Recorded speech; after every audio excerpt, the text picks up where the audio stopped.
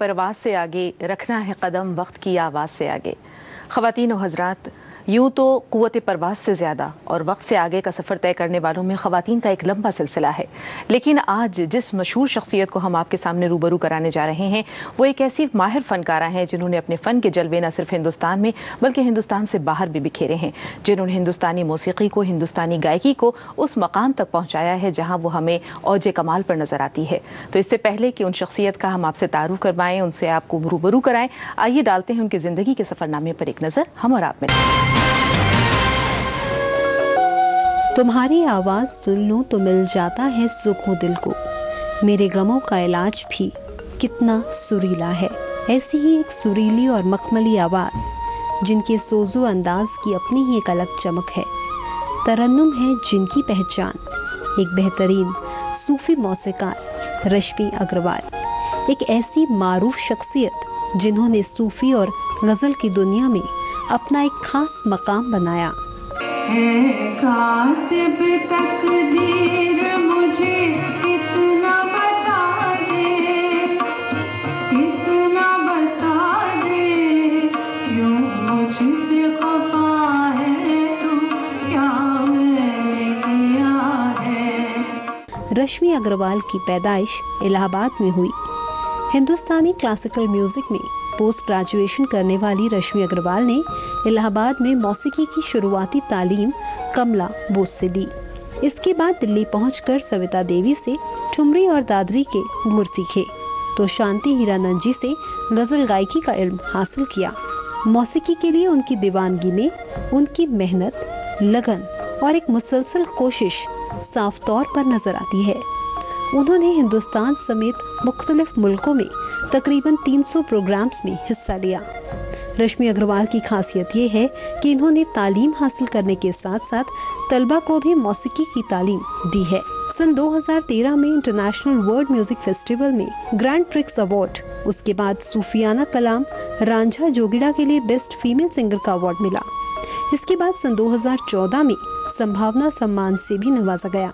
बहुत अच्छे से गाती हैं और उनका करियर बहुत ग्रो कर गया है और उसको देख के हमें बहुत इंस्पिरेशन मिलता है कि हमारी फैमिली में कोई इतना सक्सेसफुल आर्टिस्ट है। रश्मि को गाने का शौक था, ये तो हम लोग को पता था, और इसने काफ़ी अवार्ड शादी के पहले भी इसको मिले थे जब ये स्कूल में थी, ये भी पता था। फिर ये जब आई उसके बाद इसने बहुत अच्छा हम लोग को पता चला गाती है, और इसने बाद और इसको परस्यू किया, सीखा बहुत लगन से। सुरों की मलिका रश्मि अग्रवाल के लिए बस इतना ही कहेंगे, मंजिल उन्हीं को मिलती है जिनकी सपनों में जान होती है। पंख से कुछ नहीं होता, हौसलों से उड़ान होती है। तो जैसा आपने देखा नाजरीन, हम बात कर रहे हैं मोहतरमा रश्मि अग्रवाल जी की, जिनकी खूबसूरत आवाज का जादू पूरी दुनिया में सर चढ़कर बोल रहा है। तो मजीद ताखीर ना करते हुए आइए हम आवाज देते हैं उन्हें, मधु करते हैं हम सबके दरमियान भरपूर तालियों के साथ हम खुशामदीद कहना चाहेंगे मोहतरमा रश्मि अग्रवाल जी को। ये हमारी खुशकिस्मती है कि आज आप हमारे दरमियान हैं और हमारे से बहुत प्यारी प्यारी बातें करें। जी, तो नाज़रीन, मोहतरमा रश्मि अग्रवाल जी यहाँ स्टूडियो में मौजूद हैं और इनसे हम बहुत सारी बातें करने वाले हैं। तो आइए गुफ्तगू के सिलसिले का हम आगाज़ करते हैं, इस्तकबाल करते हुए एक बार फिर आपका रश्मि जी। और मौसीकी से आपका बहुत गहरा ताल्लुक़ है, गायकी से आपका बहुत गहरा ताल्लुक़ है। कहते हैं कि कुछ चीज़ें हमारे अंदर खुदादाद सलाहियत के तौर पर मौजूद होती हैं, कुछ हमारे खून में शामिल होती हैं, यानी वो हमें माँ बाप से मिलती हैं, ख़ानदान से मिलती हैं। मौसीकी का आपके ख़ानदान में कोई ख़ास ऐसा कोई बैकग्राउंड में कोई चर्चा नहीं था, या आपके पेरेंट्स का म्यूज़िक से कोई ताल्लुक़ नहीं था, फिर आपके अंदर इस जौहर को, इस कला को पहचाना कैसे, किसने, और कब आपको पहली बार ऐसा महसूस हुआ कि हाँ मैं गा सकती हूँ? जब से होश संभाला, जब से लगा कि हाँ गा सकती हूँ, तब से कानों में स्वर लहरियाँ तो पड़ती रहती थी। मेरे फादर को बहुत शौक था, वो हर तरह का म्यूज़िक सुनते थे, चाहे वो वेस्टर्न हो, चाहे वो क्लासिकल हो, गज़ल हो, गीत हो, फिल्मी हो। वो सुबह से जो उनका रेडियो ऑन हो जाता था तो आँख उसी से खुलती थी बचपन में। तो बस वो कान में सुनते सुनते, गुनगुनाते गुनगुनाते कब इसका इतना शौक डेवलप हो गया पता भी नहीं चला। बस ये था कि माँ बाप सोचते थे कि बच्ची है, गा रही है, ठीक है, सभी गाते हैं, गुनगुनाते हैं, बाथरूम सिंगर्स तो सभी होते हैं। बिल्कुल। हालांकि वो लोग जो पहले तो स्पूल चलते थे, कैसेट्स होते थे, तो उस पर वो रिकॉर्ड करते थे मेरा। They used to feel proud कि हाँ बच्ची गा रही है। लेकिन जो पहचाना शायद वो मेरी स्कूल टीचर थी जब मैं इंटरमीडिएट में थी। तो तब उन्होंने, जैसे बच्चे गाते रहते हैं लंच ब्रेक पे, तो मेरी फ्रेंड्स फरमाइश करती थी कि ये सुना दो, ये सुना दो। तो मैं सुना रही थी, तो मेरी स्कूल टीचर, जो क्लास टीचर थी, वो पास हुई। तो उन्होंने कहा कि ये तो तुम तो बहुत अच्छा गाती हो, why don't you go and enrol yourself in music. हमारे स्कूल में ये पहला साल है इसका, music as a subject introduce हुआ है। तो मैं वहाँ गई, म्यूज़िक टीचर से मिली। मेरी सबसे पहली गुरु वही थी, श्रीमती कमला बोस। तो उन्होंने कहा कि हारमोनियम बजा के तुम सारेगामा सुनाओ जी। तो मैंने कहा कि हारमोनियम तो मैंने सिर्फ पिक्चर्स में देखा है, मैं तो पहली बार इसको देख रही हूँ एज अ इंस्ट्रूमेंट। तो हंसने लगी, बोली अच्छा कोशिश करो। तो जब मैंने बजाया तो उंगलियां धीरे धीरे चल रही थी, तो बोली, हंसने लगी, बोली कैसे कछुआ की तरह उंगलियां चला रही हो, मैं बजाती हूँ तुम गाओ। तो उन्होंने सारेगामा बजाया, मैंने सुर कुदरत ने दिए थे आपको, दिए थे, बिल्कुल। तो मैंने सुना दिया। तो बोली अच्छा ठीक है, कल से आ जाओ।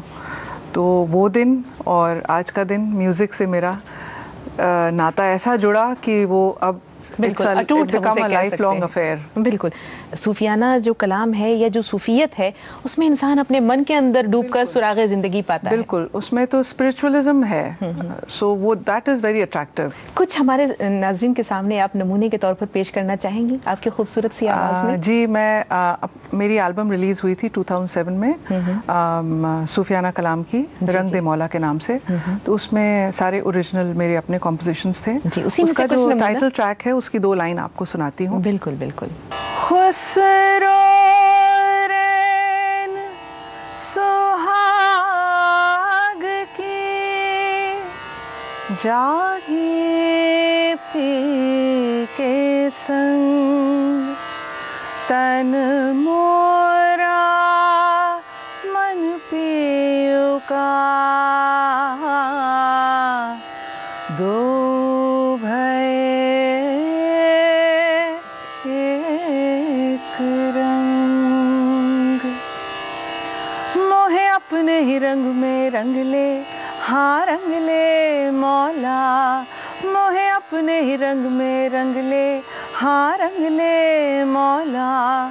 तू साहिब मेरा महबूब इलाही, तू साहिब मेरा महबूब इलाही, मोहे अपने ही रंग में रंग ले, हाँ रंग ले मौला, मोहे अपने ही रंग में रंग ले, हाँ रंग ले मौला, रंग ले मौला, हाँ मौला रंग ले मौला, रंग ले मौला, रंग ले मौला, मौला रंग ले, रंग ले, रंग ले, रंग ले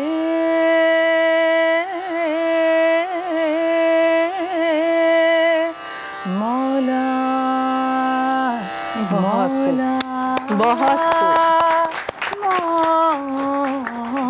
बहुत ही खूब, बहुत खूब। इतनी खूबसूरत से नोट्स के साथ हम एक ब्रेक लेंगे नाजरीन। जैसा कि आपने देखा कि खूबसूरत से अपने वजूद के साथ, अपनी खूबसूरत गुलकारी के साथ, इन खूबसूरत सुरों के साथ इन्होंने रंग भर दिए हमारी इस महफिल में। तो इस बज़्म के रौनक को, इस रंग को इसी तरह हम बरकरार रखते हैं छोटे से वक्फे के बाद।